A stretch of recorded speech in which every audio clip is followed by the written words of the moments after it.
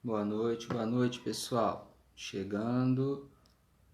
Hoje eu me atrasei um pouco, mas foi pouca coisa. Foi escuro.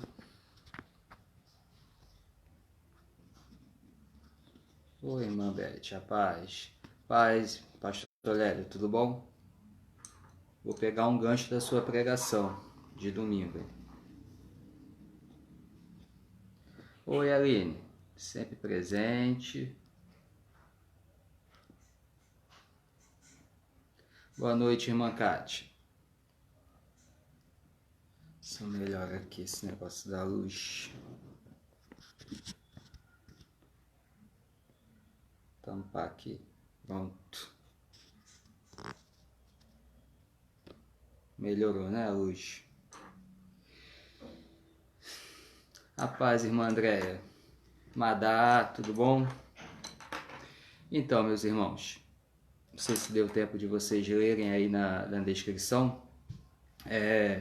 O estudo de hoje vai ser sobre o pecado. A gente vai falar um pouco, a gente não vai falar de uma forma exaustiva. É isso aí. A gente não vai falar de uma forma exaustiva. A gente vai falar, eu vou procurar falar com vocês da origem e da consequência do pecado em nossas vidas e no mundo, tá? A gente vai falar um pouco da origem dele lá no mundo espiritual, depois ele aqui na Terra e os seus desdobramentos. Hoje eu não sei, vamos ver se vai ajudar. A minha pretensão hoje é do versículo 1 ao 7. Eu acho que tratar o capítulo todo hoje vai ficar um pouco longo. Vai ficar um pouco longo e maçante, que são muitas informações. Então, hoje, pelo menos, do 1 ao 7 a gente vai ver. E aí, na próxima semana, a gente vê o restante. Por que que isso aqui é importante? A resposta é meio óbvia, mas ele vai fechar todo esse estudo que a gente viu da Arca de Noé. Que a gente viu lá, o porquê da arca, isso tudo eu já falei, não vou me repetir aqui. Quem quiser ver, tem até os outros estudos completos aqui mesmo no Facebook ou lá no canal no YouTube. Mas para a gente ser mais dinâmico, a gente vai ver agora a origem real mesmo. O ponto zero dessa que eu costumo dizer, que foi a maior tragédia da humanidade. E por que ela foi a maior tragédia da humanidade? Porque ela simplesmente nos matou. Ela matou-nos espiritualmente, ela morrendo nos matou. A gente vai ver o porquê que eu fiz esse trocadilho daqui a pouquinho, para ajudar a compreender. E a gente vai ver também uma coisa muito sutil que passa nesse texto, que muitas vezes a gente não percebe de primeira, é que aqui acontece na prática algo que Jesus nos adverte e que a própria Bíblia nos adverte em alguns pontos. É a gente modificar a palavra de Deus, seja para incrementar ou seja para mudar o seu sentido. E quem fez isso aqui, ainda mais nesses versículos que nós vamos ver, onde isso acontece, foram o diabo, através da serpente, e a própria Eva. Ambos alteraram a palavra de Deus. E quando você altera a palavra de Deus, você abre uma margem para a desconfiança da palavra. Então é por isso que às vezes até uns falam que eu sou meio duro, meio rígido, chato em relação à Bíblia, e realmente eu sou, isso eu admito. Porque eu sei do perigo, eu reconheço o que é a Bíblia, de quem ela veio, eu reconheço o que eu sou. A Bíblia ela é perfeita, eu não. Então, como pode eu, imperfeito, querer alterar alguma coisa aqui? Então, é por isso que eu sou muito contrário. É uma briga que eu compro mesmo quando há alteração de Bíblia. Até quem tem um pouco mais de contato sabe que eu falo muito de versões de Bíblia porque eu gosto de estudar várias versões e sou muito crítico a algumas por causa desse ponto. Porque eu vejo uma interferência do homem muitas vezes, ou querendo ajudar a Deus, entre aspas, ou querendo realmente ser ferramenta do diabo para alterar a palavra de Deus. A real, às vezes, alguém pode até achar que eu vou ser radical nisso que eu estou falando, mas a real é o seguinte: a gente tem que ter muito cuidado quando a gente está tratando com a palavra de Deus, porque se você a alterar, sendo de boa vontade ou não, você não está trabalhando para Deus. Você está desconfiando de Deus. Então, o nosso limite é o que é revelado. O nosso limite é procurar interpretar, usando as ferramentas corretas e usando principalmente a iluminação do Espírito Santo. Como eu costumo falar muito, a gente não tem que ficar brincando de reinventar a roda.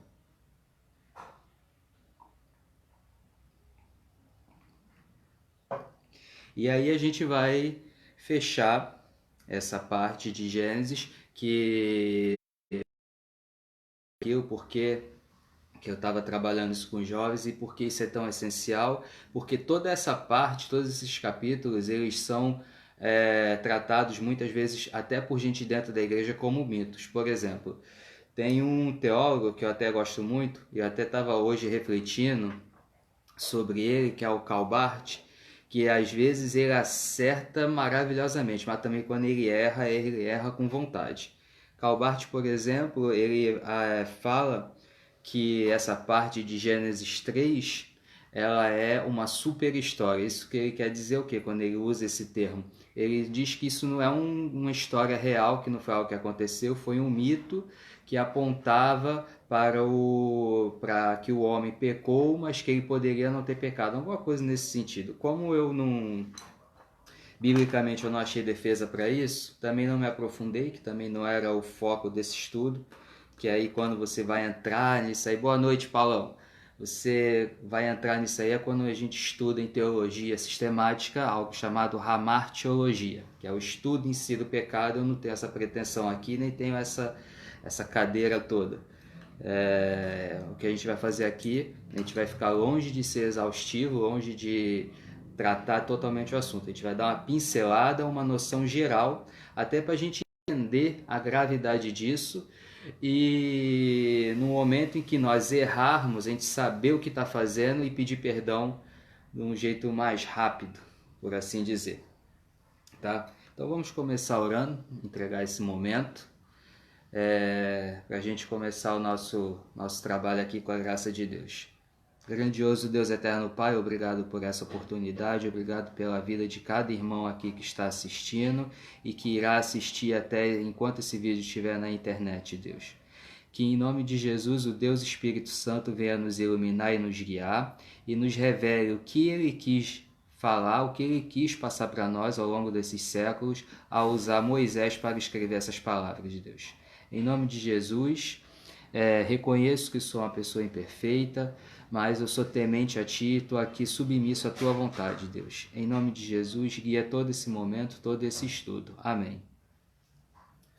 Então, vamos começar. Vamos começar fazendo uma introdução, uma visão geral do que é o pecado, das suas implicações, e depois a gente vai para o texto, vai fazer a oica no texto, vai fazer a observação, investigação, correlação e aplicação, tá bom? Boa noite, Valmir. Vamos trabalhar.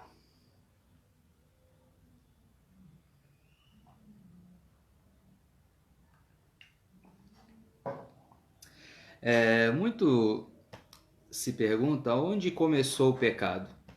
E aí também isso aí também a entender o que alguns teólogos, e até isso embora assim não esteja explícito na Bíblia, que eu vou falar agora, por isso que eu tenho dessa pausa para montar melhor a frase, a gente vai ver o seguinte: quem nunca se perguntou o porquê que nós temos a oportunidade de perdão e os anjos caídos não? Eu já fiz essa pergunta, provavelmente os irmãos também. Alguns até acreditam que haverá uma redenção para eles no final, enfim. Acontece o seguinte, muitos teólogos eles falam isso da forma como se deu o pecado original. Como eu falei, se eu não me engano, até na semana passada, ou na retrasada, agora eu não lembro se foi na semana passada ou retrasada, falando sobre o dilúvio. Se a gente for ver o relato bíblico, Gênesis de 1:31. Deixa eu confirmar aqui os versículos.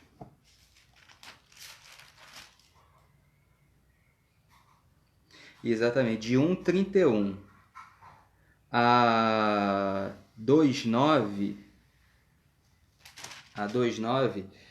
é um intervalo de tempo, não sabemos quanto tempo ao certo, mas um tempo não tão longo, no qual nesse tempo reinou a perfeição, porque nesse versículo, no versículo 1,31, Deus fala que tudo que ele criou é muito bom, ele olha para toda a sua obra e ele vê que isso é muito bom, e lá no 2, esqueci.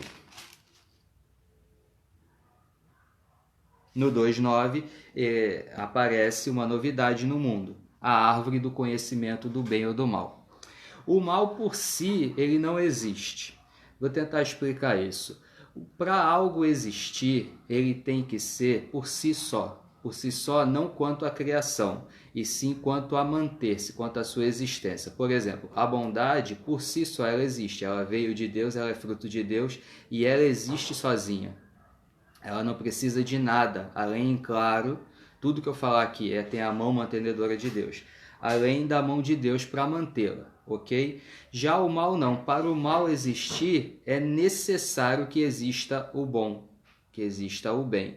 Então o mal ele em um último plano, uma última entendimento, uma corrupção do bem. É o exemplo que eu já dei as outras vezes, vou dar e darei novamente, que é a ferrugem. A ferrugem sozinha não se cria, você não faz nada com a ferrugem, não existe a ferrugem por si. Ela é uma degradação do ferro, e assim é o mal. O mal por si ele não tem existência, ele é um parasita, vamos assim dizer. Dessa forma, nesse intervalo entre esses versículos, o mal ainda não existia. Pouco antes do 2,10, quando fala-se da árvore do conhecimento do bem ou do mal, nós deduzimos que houve a rebelião no céu. E aí qual é a diferença entre Satanás e os anjos que caíram e nós quanto ao pecado? A diferença é que Satanás e esses anjos, eles pecaram por sua vontade própria, assim como nós também, mas tem uma diferença crucial. Eles pecaram na sua própria vontade. Em si nasceu essa geração, gerou esse pecado, essa insatisfação. Até Timóteo fala que é do orgulho, em ele querer ser igual a Deus, usurpar o lugar de Deus. Então houve aquele problema todo, ele foi jogado à terra. E aí o mal chega ao homem. A diferença do mal do homem, que nós vamos ver quando nós lermos os versículos do 1 ao 7, é que o homem pecou por influência. Esse mal, embora tenha sim uma sementinha, uma centelha no homem, ali já tinha, mas o homem ali até então ele era puro e não tinha o intento, a ideia plena do mal dentro de si. Mas os seres angelicais que pecaram, sim. Então, muitos, isso não está explícito, como eu vou ter a falar, isso é uma dedução teológica. Então, muitos dizem que a principal razão de não haver esse perdão é isso, que eles gerou dentro deles isso aí. Tá? Então, o pecado originou-se lá no céu, veio, e aí o diabo, quando ele veio ao mundo, ele veio com a ideia, com a sugestão de que o homem iria colocar-se em oposição a Deus para tornar-se semelhante a ele. Tanto é que esse é um dos argumentos, aliás, até o principal que ele usa com Eva para a queda. Tá? É provável também, aí a gente vai ver aqui, quanto ao nome e conhecimento do bem ou do mal. Esse nome, provavelmente esse nome do conhecimento da árvore do bem ou do mal, tenha sido dado para revelar duas coisas a gente. A primeira coisa é que no estado futuro o homem seria bom ou mal, seria um teste, uma aprovação.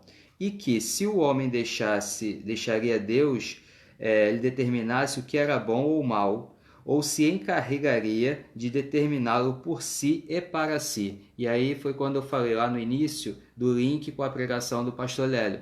O pastor Lélio foi muito feliz quando ele disse que lá no pecado original, o homem não fez nada mais, nada menos, agora eu estou fazendo uma paráfrase da fala dele, que abandonar Deus e tomar as rédeas, usando um termo popular, as rédeas da sua vida nas suas mãos. Até então, Deus era o mantenedor de tudo, Deus ainda é o mantenedor. Mas eu digo assim, quanto às coisas que o homem tinha que fazer, estava tudo plenamente e de forma de acordo sob o domínio de Deus. Mas a partir desse momento, o homem quis ser maior ou igual ou maior que Deus, rebelou-se e quis tomar as rédeas de toda a situação, deixando de confiar em Deus. A gente vai tratar um pouco mais profundamente desse conceito para frente, tá? Então, de fato, a árvore serviu apenas para testar a obediência e a fidelidade do homem. Adão tinha que mostrar sua disposição para submeter a sua vontade à vontade de seu Deus, com obediência. Então, o que esse teste aí ele revelou, ele era para revelar se Adão teria ou não de ser submisso a Deus, não querer usurpar, não querer teimar com Deus em relação à sua vontade. Ele matar a si mesmo, vamos assim dizer, embora nesse tempo seria errado usar o termo matar, mas para contextualização a gente pode usar. Então ele ia colocar sua vontade sobre a vontade de Deus. E aí a gente vai ver também duas características do pecado.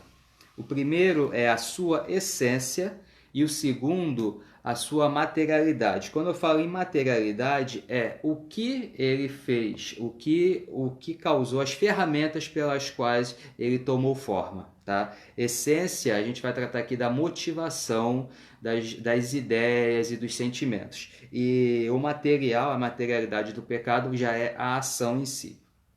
Então a gente vê que a essência do pecado está no fato de Adão se colocar em oposição a Deus, assim como Satanás fez. Mas Satanás se colocou em oposição a Deus, recusando-se a sujeitar-se à sua vontade, recusando a sujeitar-se sob a vontade de Deus, de modo que Deus determinasse o curso de sua vida e tentou ativamente tomar as coisas das mãos de Deus e determinar seu próprio futuro. Ou seja, Adão ele comprou realmente uma briga com Deus para determinar os passos da sua vida. Ele teve, mais uma vez eu volto a falar, ele rebelou-se contra Deus nesse sentido. E aí vejamos que com isso o homem que não tem nenhum direito de cobrar coisa alguma de Deus, nunca teve e nunca terá, ele achou que poderia ter algum direito de fazer algo.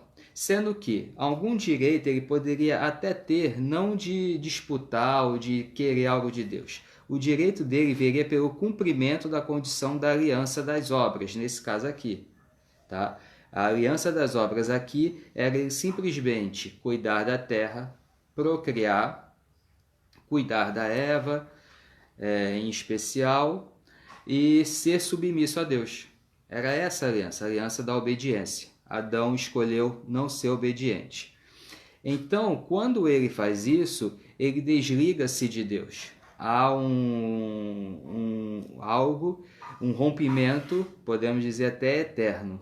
Eterno não, porque aí a gente cai naquele negócio de que se Adão foi salvo ou não, enfim, vamos tratar disso mais para frente, ou não. Então houve esse desligamento de Deus. E quando ele se desligou, ele agiu como se possuísse direitos contra Deus. A gente vai tratar disso aqui. O acréscimo que Eva fez, por exemplo, da expressão nem tocareis nele, no caso do fruto, a gente vai ver isso mais profundamente no futuro, mostra uma centelha, mostra o iniciozinho de uma rebelião.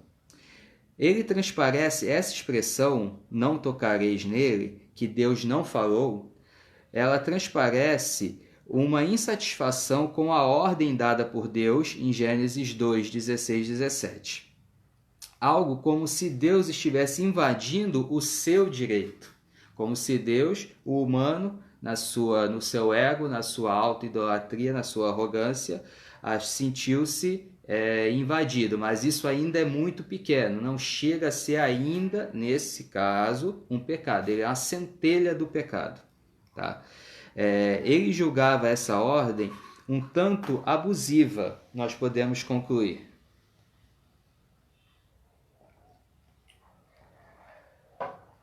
Partindo disso, pensando ter seus direitos violados por Deus, o homem viu nele próprio a autoridade para ir contra Deus e resolver esse problema desse conflito, esse conflito de direitos, por assim dizer.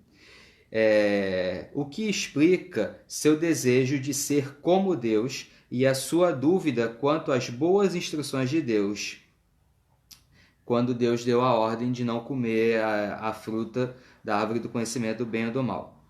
Esse pecado mostra vários elementos materiais, por assim dizer. No intelecto do homem, ele revelou a incredulidade e o seu orgulho. Na vontade, o seu desejo de ser como Deus. E nos sentimentos, uma ímpia satisfação ao comer o fruto proibido.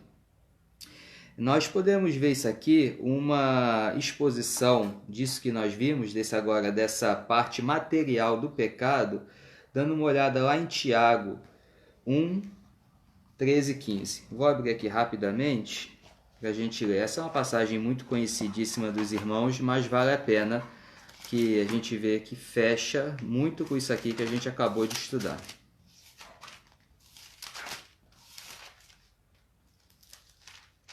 Tiago, sendo extraordinariamente usado pelo Espírito Santo e extremamente didático e feliz quanto o pecado, como nasce o pecado.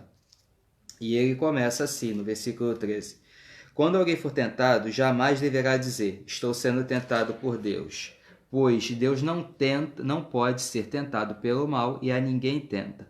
Cada um, porém, é tentado pelo seu próprio mau desejo, sendo esse por este arrastado e seduzido. Então esse desejo, tendo concebido, dá luz o pecado, e o pecado, após ter se consumado, gera a morte. É exatamente a sequência do pecado. Então, até por isso que algumas vezes, quando a gente estava falando sobre o dilúvio e eu falava dos pecados, eu usei a expressão de que todo pecado, se você voltar nele, se você for traçar uma linha dele, é uma coisa que chama-se de engenharia reversa, por exemplo, que é desmontar algo, ou então você pegar a raiz daquilo e ir até a sua origem, a gente vai cair aqui. A gente vai cair em uma dessas coisas aqui, ou no intelecto, ou na sua vontade. Vejam que até aqui a palavra vontade foi muito usada. Ou no seu sentimento. Então, quando a gente deixa de ser guiado por Deus, o resultado é o pecado. Dada essa introdução, vamos dar uma lida aqui nos versículos que propostos inicialmente para essa noite, que são os versículos do 1 ao 7 de Gênesis 3, tá? Então vamos começar aqui, pegar essa versão.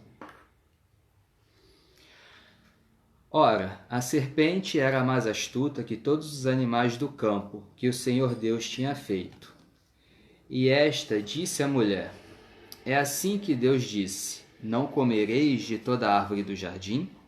E disse a mulher à serpente, do fruto das árvores do jardim comeremos, mas do fruto da árvore que está no meio do jardim, disse Deus, não comereis dele, nem tocareis para que não morrais. Então a serpente disse à mulher, certamente não morrereis, porque Deus sabe que no dia em que dele comerdes, se abrirão os vossos olhos e sereis como Deus, sabendo o bem e o mal. E viu a mulher que aquela árvore era boa para se comer e agradável aos olhos, e árvore desejável para dar entendimento. Tomou do seu fruto e comeu, e deu também a seu marido, e ele comeu com ela. Então foram abertos os olhos de ambos, e conheceram que estavam nus, e coseram folhas de figueira, e fizeram para si aventais. Vamos começar aqui a falar do perigo de você querer colocar coisa na palavra de Deus, de você querer mudar a sua palavra. Vamos comparar a resposta de Eva com os versículos, com o que Deus falou. Primeira coisa, Da serpente, não vamos nem entrar muito. A gente viu aqui que a serpente ela mudou totalmente. A mesma coisa, a mesma tática que a serpente usou aqui, ela usou com Jesus na tentação dos 40 dias, ao final dos 40 dias, e usa até hoje.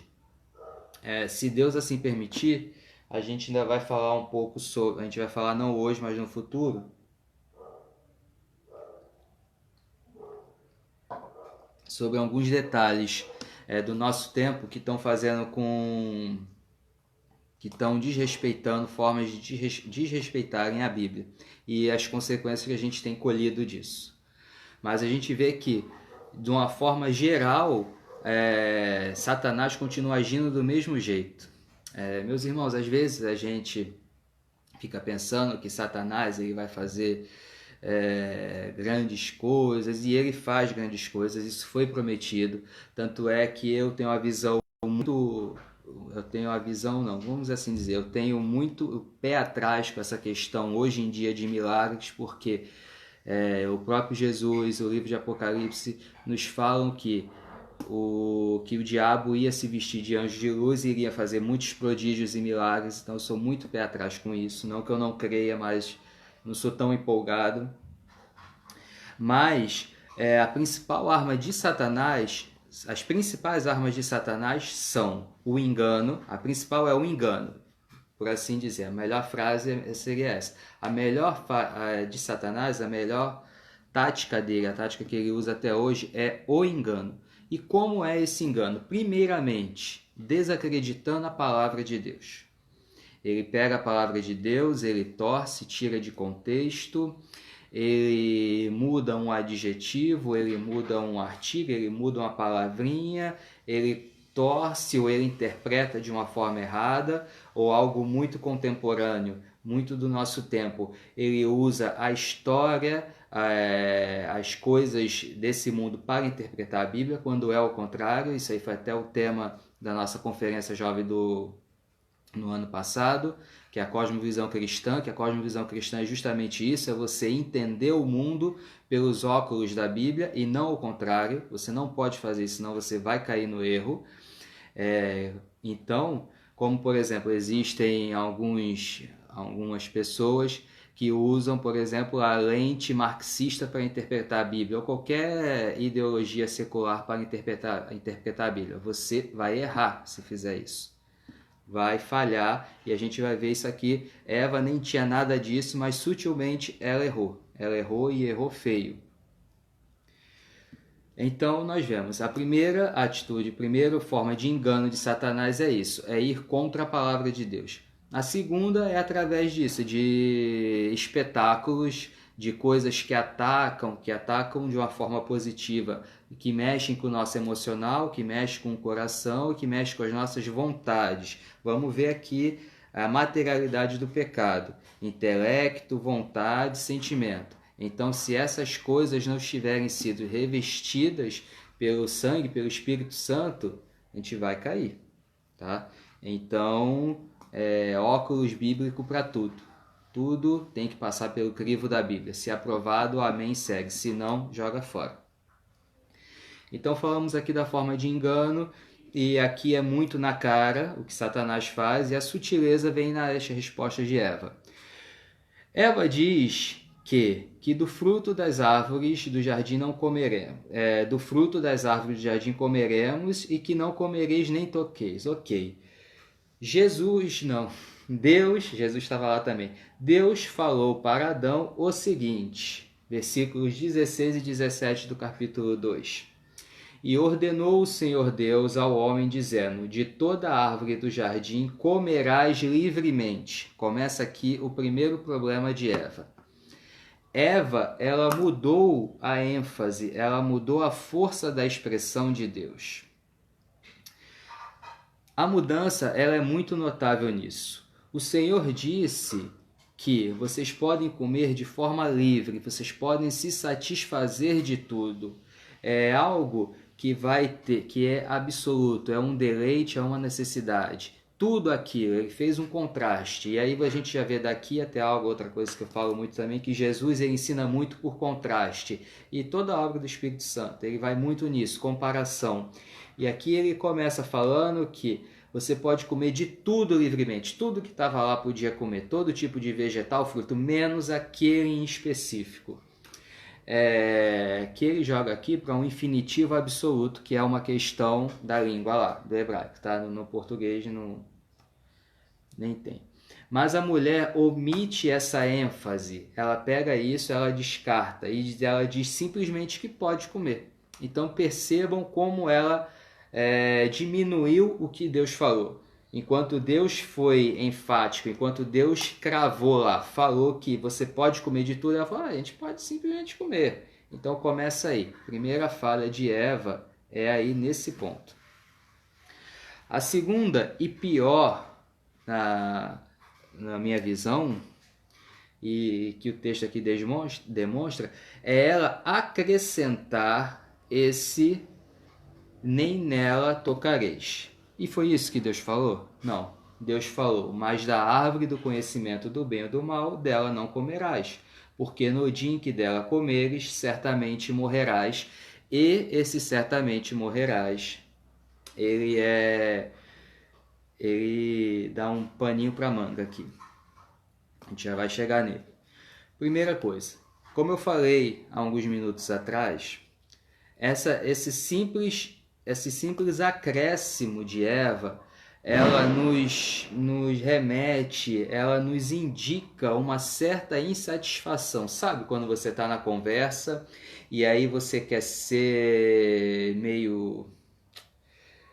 Você não quer um confronto, você quer ficar meio isento lá, não vou assumir para não ter confronto, vamos colocar mais ou menos isso. Está lá a serpente conversando com Eva, e Eva assim não querendo um embate direto, não querendo se comprometer, então ela faz tipo uma meia-culpa, ela já ela vacila nisso, ela é vacilante e acaba atribuindo uma coisa que Deus não falou e mostrando ali, dando um gancho para que ela não concordava com aquela atitude, com aquela ordem dada por Deus. Tipo eu falando vou dar um exemplo caseiro, o Caio quer jogar bola e eu não deixo, aí para não contrariar, meu pai não deixa, mas porque também vai chover, mas isso mostra, mas chover é só um consolo interno, vamos dizer assim, um consolo mental para essa minha ação de não deixar ele ir jogar bola. Então, Eva aqui ela mostra um conformismo, mas já uma centelha, uma raiz de implicação com a ordem divina. E aí continua o diálogo. No versículo 3. No versículo 4, quer dizer, perdão. Já falamos assim, tá? Do que Eva falou, não tocar. E no versículo 4, a serpente me dá a cartada dela. Então a serpente, ela me vem com duas tentativas aqui, nessa conversa de enganar Eva. A primeira é a mais explícita, é até primária, mas é uma tática mesmo, você vai com algo bobo para você abrir só a porta, abrir a brecha para depois você vir com o que você realmente quer. E a primeira tentativa foi quando ele mentiu totalmente do que Deus tinha falado, que foi quando ele disse não comam nenhum fruto da árvore do jardim.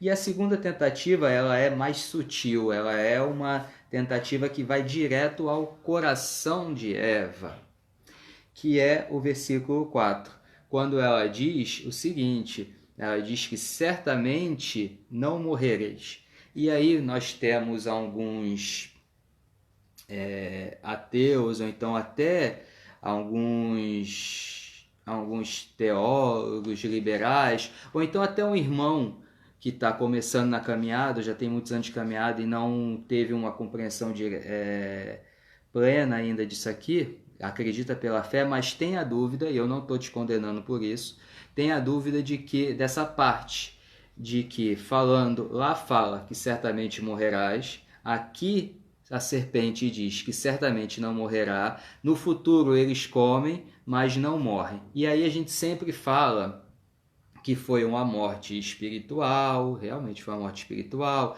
e aí eles começaram a morrer, e até a primeira vez que eu tratei disso foi quando eu dei o estudo acho que foi de Mateus, não foi de Mateus, foi logo depois de Mateus, agora eu não estou lembrando, mas foi o segundo lá da playlist, agora eu não estou lembrando, no qual eu falei que essa morte foi sobre a necessidade da morte de Cristo. O título é mais ou menos esse, necessidade da morte de Jesus.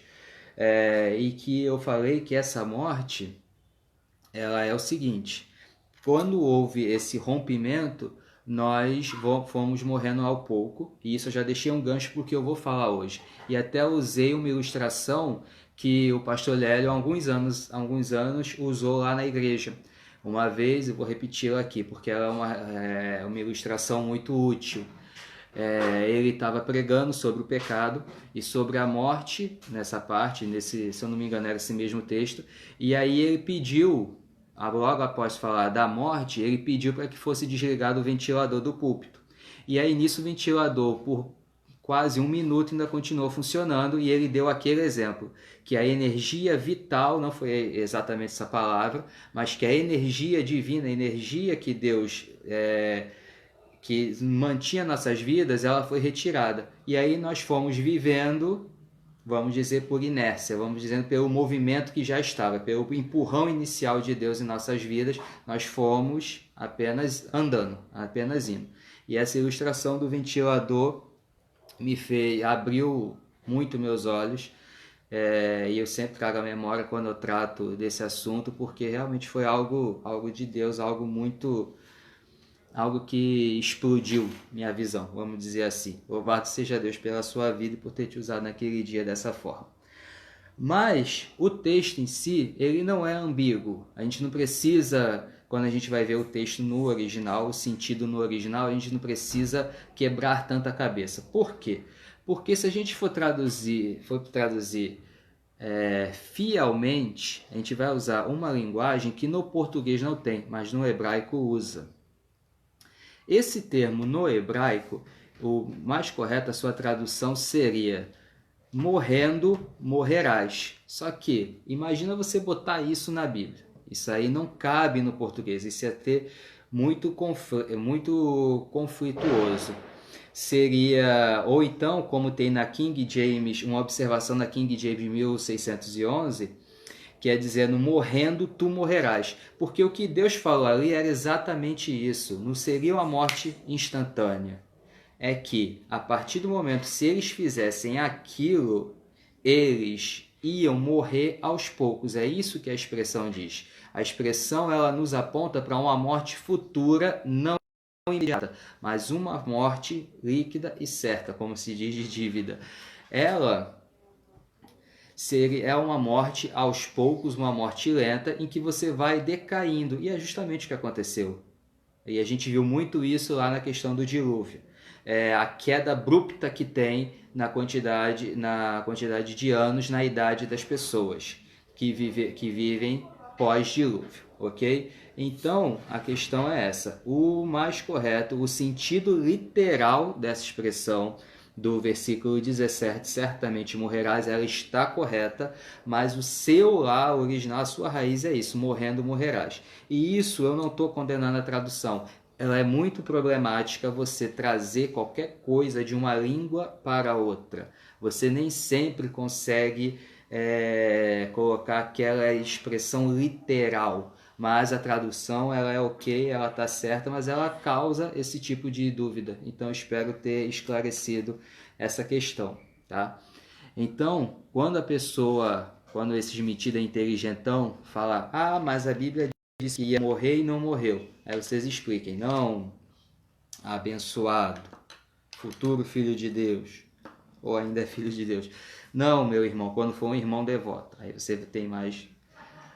Aí você fala, não, meu irmão, a expressão é porque no português essa expressão não cabe, mas o que ele disse ali, certamente morrerás, é que morrendo tu morrerás. Ele indica uma ação futura. Ele indica que após isso você vai romper um laço com Deus e como consequência é a morte. Tá? Então, vamos lá. O versículo 4 nós já trabalhamos. Certamente vocês morrerão.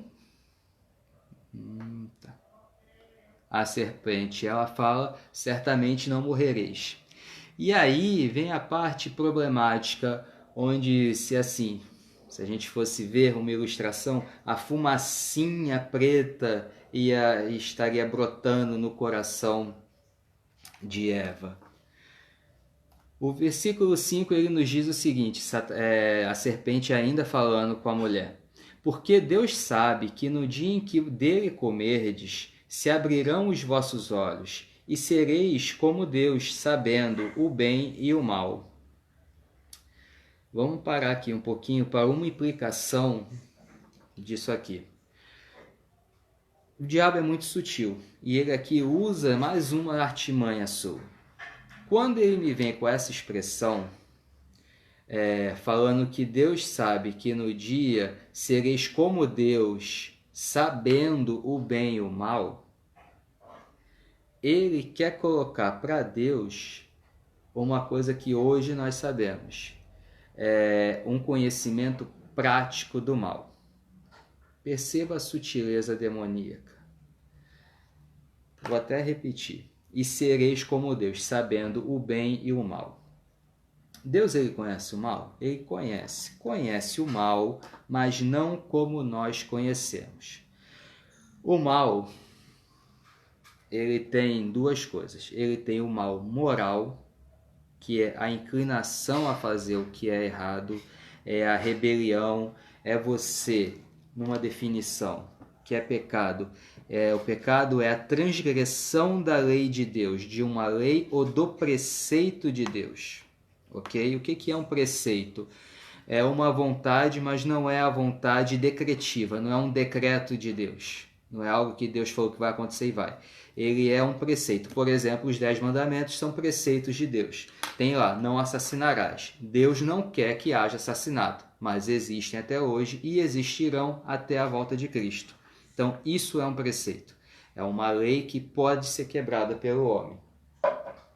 Pode no sentido de o homem ter potencial para quebrar, e não que deva quebrar.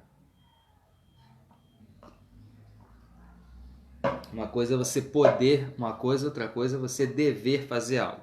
Então, você não deve matar ninguém, mas você pode, você tem esse potencial. Tá? Então, se Deus sabe o que é o bem e o mal, olha a sutileza aqui. Ele está indo contra o que disse lá atrás. Ok? Deus, ele não sabe, ele não conhece o mal moral. Ele não tem o mal moral. O mal moral, Deus é extremamente puro. O que ele pode fazer, algumas passagens mostram isso, por exemplo, em Isaías. Agora eu não vou me recordar, mas tem uma passagem que até as pessoas usam para isso, na qual ele fala que ele é autor do mal, autor do bem, autor do mal, para cumprir as suas obras. Eu vou ver se eu lembro esse versículo, se alguém lembrar, bota aí por favor. O que esse texto fala ali, o mal, é em relação ao caos, à calamidade. Deus, ele pode usar a natureza, ele pode causar uma coisa que a nosso ver, no nosso entendimento carnal, é ruim, é uma tragédia, para corrigir o seu povo ou para até beneficiar o seu povo, para acertar, ajustar alguma coisa. Um exemplo, mal, na nossa visão. Quando Josias, se eu não me engano é Josias, o rei Josias, ele vai para a batalha e Deus mesmo bota confusão no meio dos soldados inimigos lá e um vai matando o outro. É uma ação, assim, por dizer na nossa visão, é mal, mas não é um mal moral. Ali Deus apenas, vamos dizer, soltou o cabresto deles, deixou eles fazerem o que eles mesmos queriam. Mas ele não teve uma ação positiva, uma ação direta ali. Ele não fez aquilo com prazer, ele apenas permitiu. Então, Deus não conhece o mal, ele sabe o que é o bem, e o mal é uma deturpação, é uma corrupção do bem. Então, Satanás aqui, e esse também é um engano muito sutil que até hoje ele traz para o nosso tempo. De vez em quando ele bota essa pulguinha atrás da nossa orelha, como por exemplo, teve um pseudo-pastor, por assim dizer, pastor coach, que numa live dele perguntaram se nessa situação do Covid se Deus estava presente. E ele disse que não, que Deus não estava presente, porque ele não vê, Deus não pode estar presente, porque se Deus estivesse presente, não haveria guerra, não haveria fome e tal. Isso aí é uma corrente de pensamento chamada teísmo aberto. Existe muita gente que vai por ela, mas você não tem base bíblica para isso. Você vai acabando tirando a soberania de Deus, mas não é o assunto. Voltando aqui, então a pessoa vai para esse caso, às vezes, para querer ser um advogado de Deus e acaba enfiando os pés pelas mãos. Então, o que Satanás faz aqui, esse tipo de engano, é botar Deus como autor do mal, nos leva a ter esse tipo de pensamento que das duas ou você vai querer ser advogado de Deus, ou você vai querer atribuir a maldade a Deus. Então, em qualquer dos dois caminhos, você erra. Qualquer dos dois caminhos que você vá, que você sai do que a Bíblia nos mostra, você erra e erra feio. Então, Satanás, muito sutil, ele veio com essa. E aí, a mulher acaba sendo atraída por aquilo. Então, a mulher tinha o seu, vamos dizer assim, o seu castelinho de cartas, vamos botar nessa visão, me ver agora, acho que vai ser útil. Ela tinha o seu castelo de cartas lá da ordem de Deus. E aí, Satanás, na primeira tentativa, fala que para ela não comer nenhum fruto do jardim. E ela mesma acaba tirando uma cartinha desse castelo, dizendo para nem tocar. E aí, abre brecha. Satanás então fala que certamente não vai morrer. Aí ela, opa, então já começo a, como se diz por aí eu vi vantagem, já começa a me despertar. Então mais um castelinho, mais um baralho, mais uma carta de baralho sai desse castelo. O castelo começa a ficar mais instável.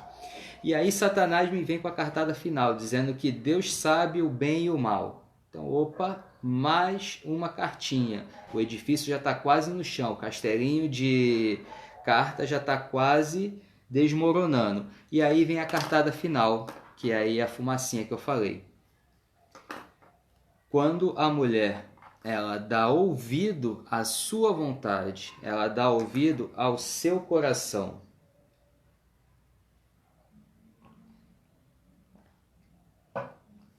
ela esquece a ordem de Deus, o seu castelinho já está bastante debilitado, já está bastante fraco, balançando, ela esquece a ordem de Deus, ela dá mais valor ao que Satanás falou, a uma criatura, embora alguns possam falar em sua defesa que ela ainda não conhecia o conceito, ou não conhecia o que era Satanás, como nós hoje conhecemos, e realmente existe uma verdade nisso.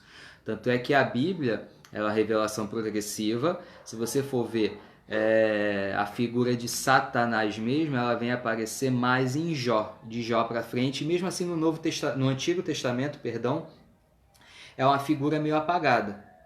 A figura de Satanás ela fica viva no Novo Testamento. No Antigo Testamento não tinha tanto essa visão. Aos poucos Deus foi revelando. Tá? Então, pode ser. Porém, ela sabia que Deus é o Criador de todas as coisas. Eva tinha essa noção, tinha essa consciência. Então, o primeiro erro foi dar a uma criatura pé de igualdade ao Criador. E digo mais, uma criatura submissa a ela. Então, vejam a inversão total do que aconteceu nisso aí. Na construção, na ordenação do mundo, Deus fez o mundo todo, fez o planeta, fez Adão e Eva para cuidarem do mundo. Então, se você for ver numa ordem, seria Deus, Adão e Eva e a criação e as criaturas. Pronto, vamos dar a caneta aqui para ajudar. O que Eva faz nisso aqui? No primeiro passo, Eva faz isso. E no segundo passo, ela faz isso. Ela bota a criatura, que está aqui simbolizada a caneta, como o trono, rainha, rei disso tudo.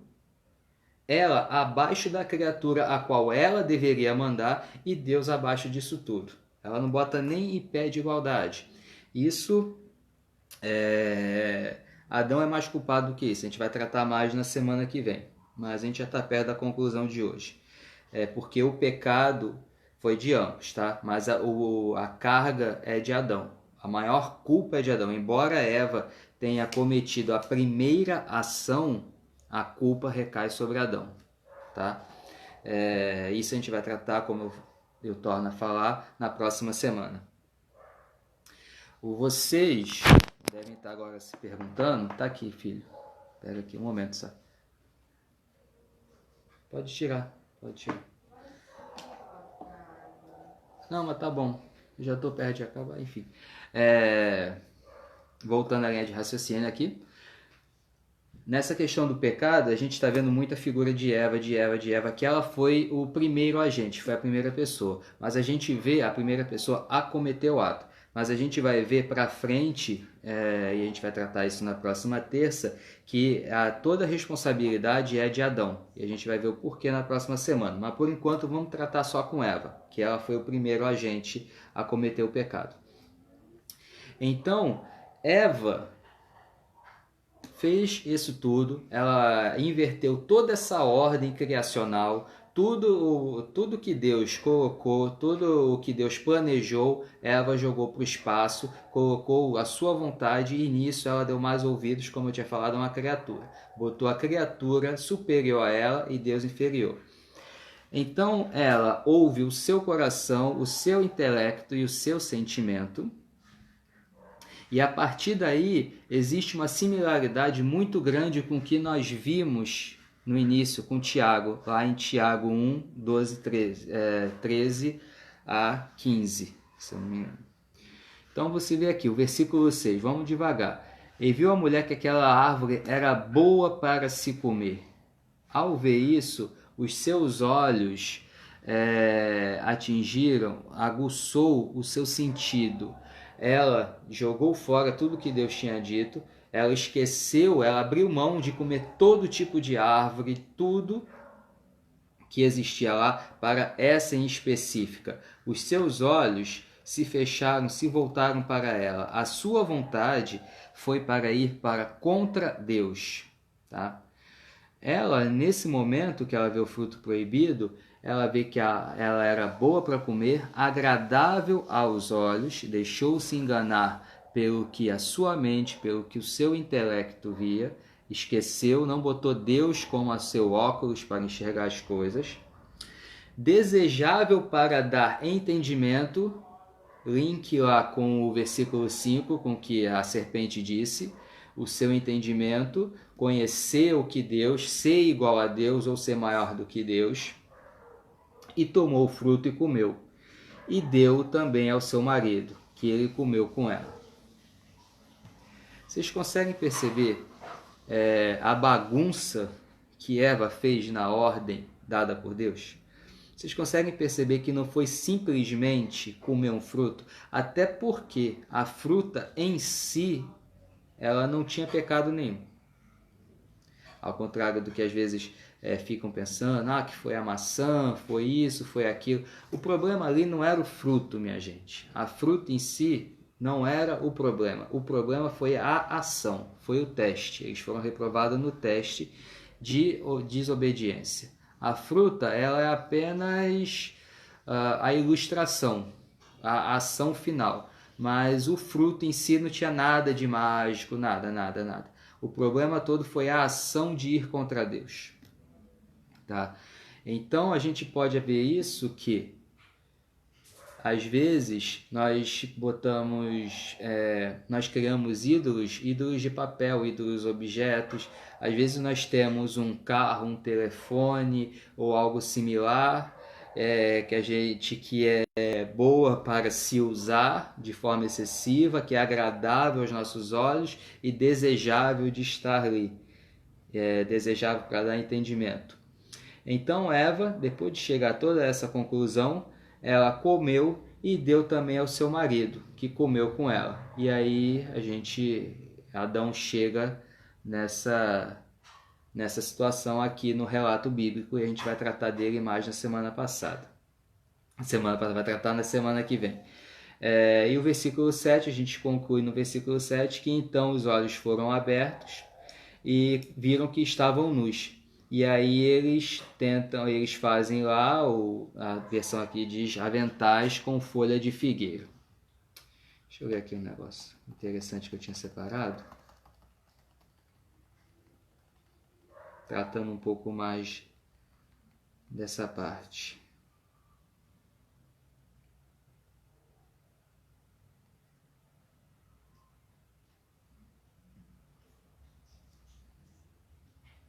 Aqui um comentarista, ele fala o seguinte disso, que aos olhos de Eva, essa árvore passou a ser como todas as demais. Parecia ser tão boa para a comida como qualquer uma daquelas que Deus tinha dito para comer de forma livre. Ela não viu nada na aparência, nada nos frutos que ameaçasse morte ou perigo. Essa árvore era tão agradável à vista como qualquer uma delas, e, portanto, que mal poderia fazer? E essa pergunta é interessante, que muitas vezes a gente faz. Até o pastor Vanderlei usa muito, que é a expressão do diabo, que é não tem nada a ver. É mais ou menos essa linha, gente. E aí o comentarista continua aqui. Por que esta deveria ser-lhes proibida e não qualquer uma das demais, qualquer uma das outras? Observe que quando se julga não haver mal maior no fruto proibido do que há em qualquer outro fruto, o pecado está à porta.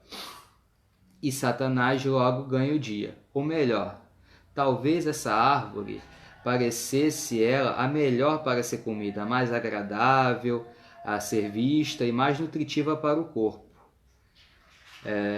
Aquela história da grama do vizinho ser mais verde? Pois é, desde sempre, né? Desde sempre. Deixa eu ver outra coisinha aqui. Para a gente já partir para a aplicação e conclusão, que já são 9:03. Sim, aqui em relação ao versículo 7. Eu acho que do versículo 6 ela já está, até aqui está claro de todo tipo de transgressão, de tudo que esse ato de comer a fruta tem por trás. Não foi simplesmente, como eu torno a repetir, o ato de comer a fruta. Houve toda uma rebelião por trás, todo um castelo de cartas que desmoronou quando Eva pegou a fruta e comeu. Percebam que ela poderia até tocar na fruta, ela não poderia tirar e comer, ela não poderia comer. Deus ainda deu um salvaguarda. É igual você está dirigindo na estrada, tem um problema, você ainda tem um acostamento. Deus ainda deu uma tolerância, ainda deu uma zona de escape para ela. Para eles, para Adão e Eva. Mas ainda assim eles extrapolaram e caíram no barranco. Aí o versículo 7, o comentarista ele diz assim, que as consequências derradeiras da transgressão foram a vergonha, o medo em si, que esses dois sentimentos vieram do mundo juntamente com o pecado e ainda acompanha até hoje. A vergonha, ela era despercebida. As fortes convicções que Adão e Eva sentiram no seu íntimo,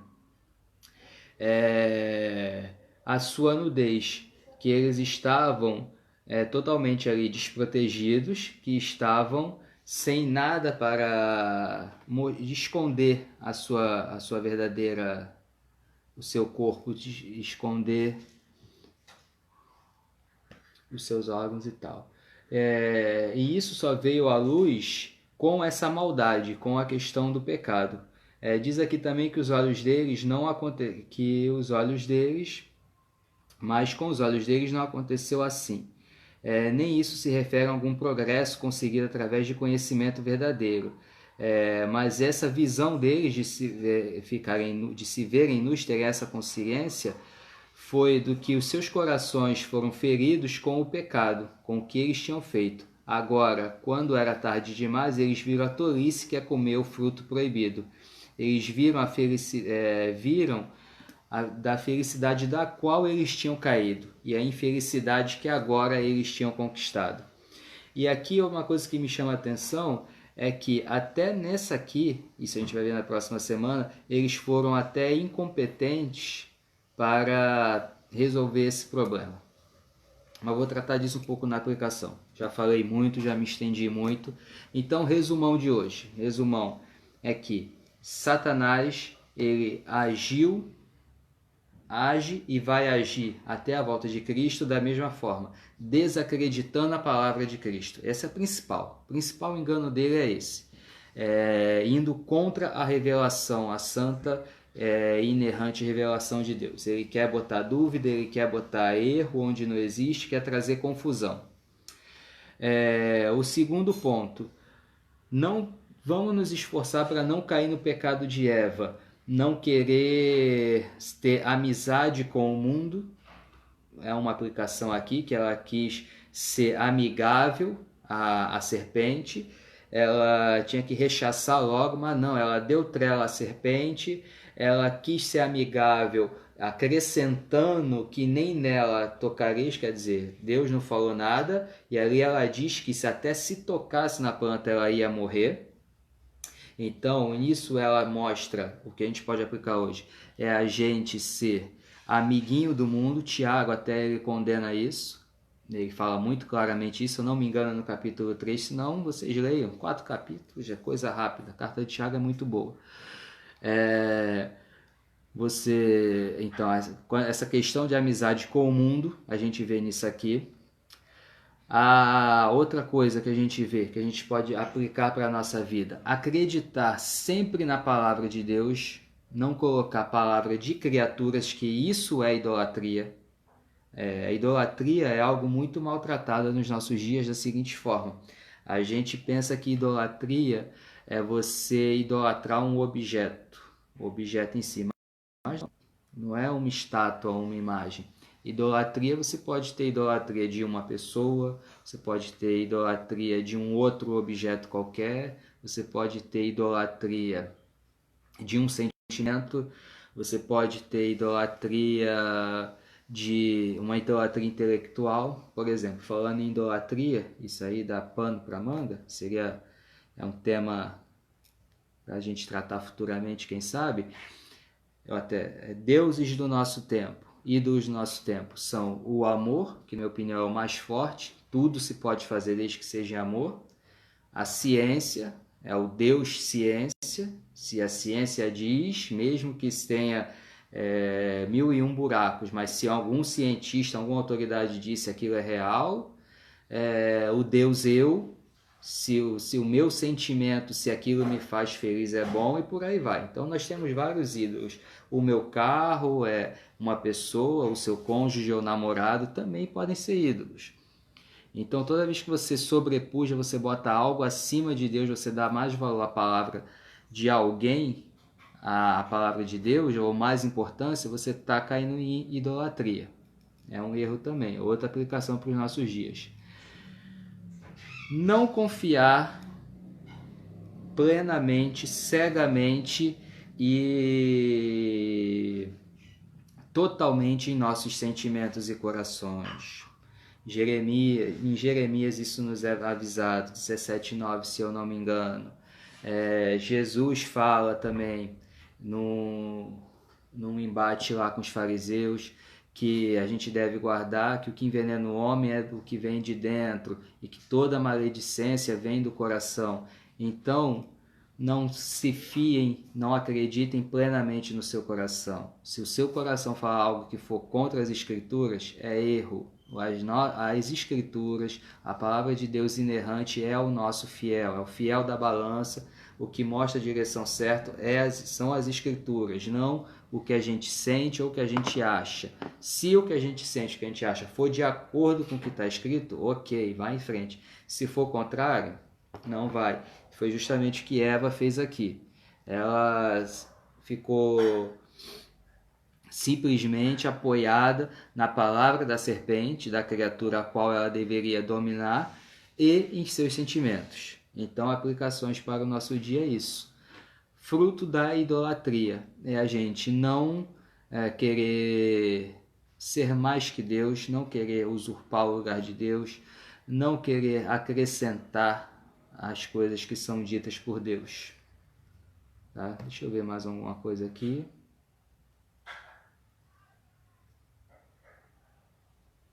Bom, é isso aí. Outra aplicação também, essa questão aqui de Adão e Eva, o versículo 6 de Adão. Eu vou entrar mais nisso na próxima semana, mas uma aplicação. Mesmo que seja uma pessoa que você ame, é até uma idolatria de pessoa que eu falei há poucos minutos, mesmo que seja a pessoa que você ame, ela faça algo que vá contra Deus, seja instrumento de Deus na vida dela para ela se corrigir, e não instrumento de derrota, de queda, como Adão foi aqui. Adão foi o mais errado porque ele recebeu a ordem diretamente.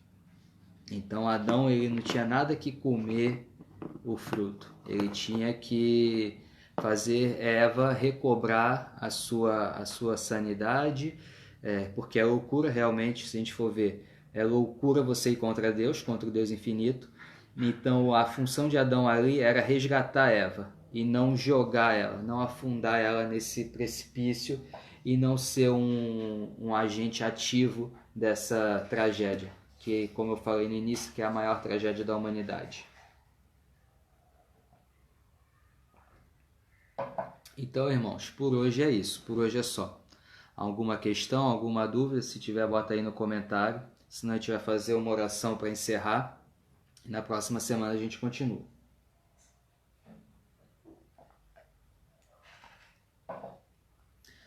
Para a próxima semana vocês podem ler os versículos, todo o restante do capítulo. Eu acho até que a gente consegue terminar na próxima semana, porque embora tenha muito mais texto, mas o que tem é desdobramento disso aqui. Esse início que é crucial para a gente entender esse capítulo e a nossa vida até hoje. Mais para frente é mais o desdobramento, são mais as consequências. A gente tratou agora da causa e daqui para frente a gente vai ver as consequências. Então tem um ou outro detalhe aqui que vai requerer um pouco mais de trabalho, mas eu creio que sim, que a gente consegue fechar isso na próxima semana, senão vai ficar faltando pouca coisa, tá bom? Então, isso aí. A paz, irmão Aldemar. Tudo bom com o senhor? Então, vamos encerrar? Vamos encerrar por hoje, que a minha garganta já tá seca aqui, embora eu tenha bebido muita água.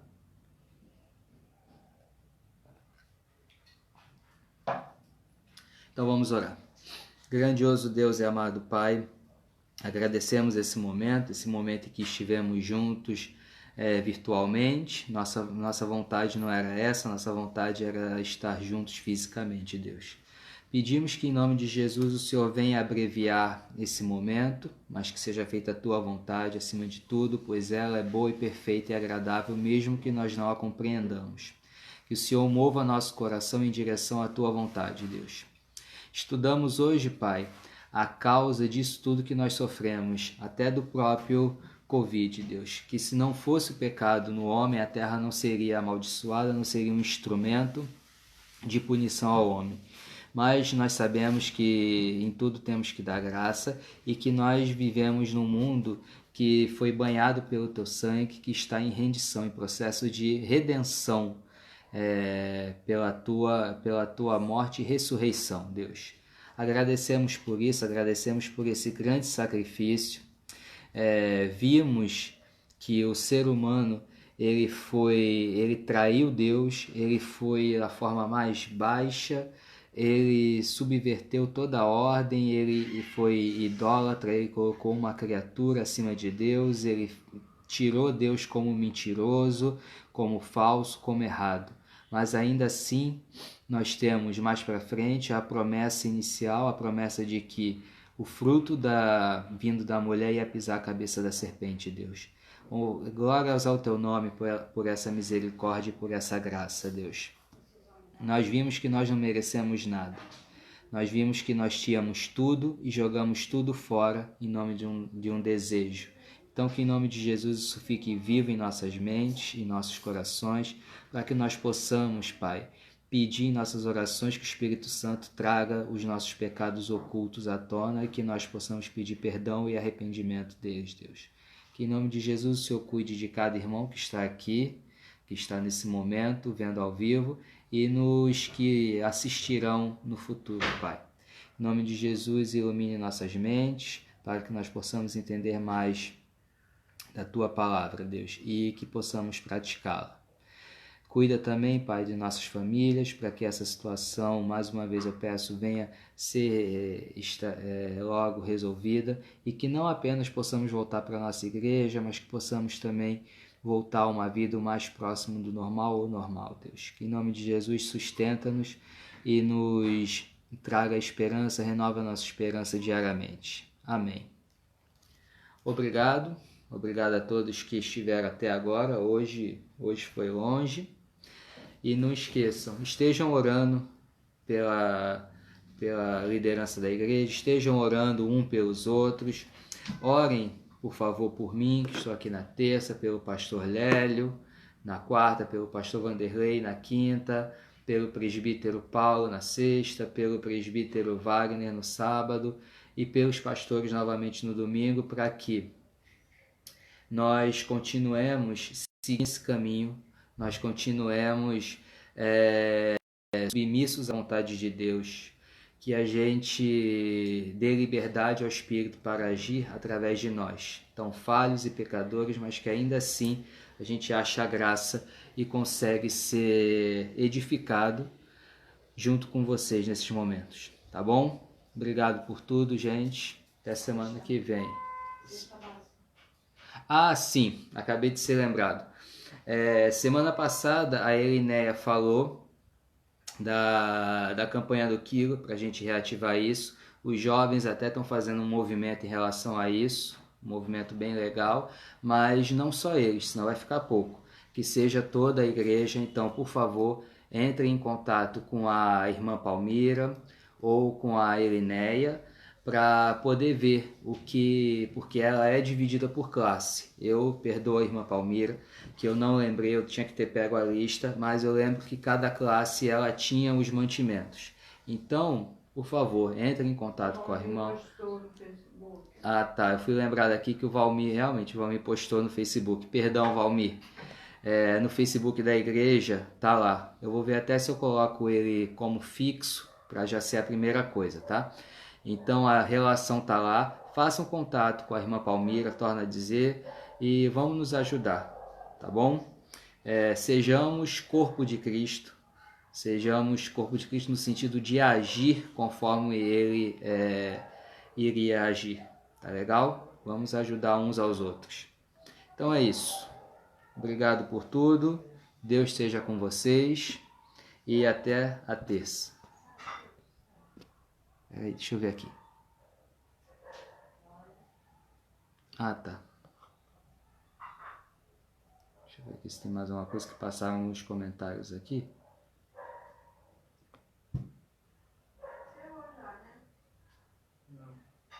Ok. Tchau, tchau, pessoal. Ótima semana para vocês.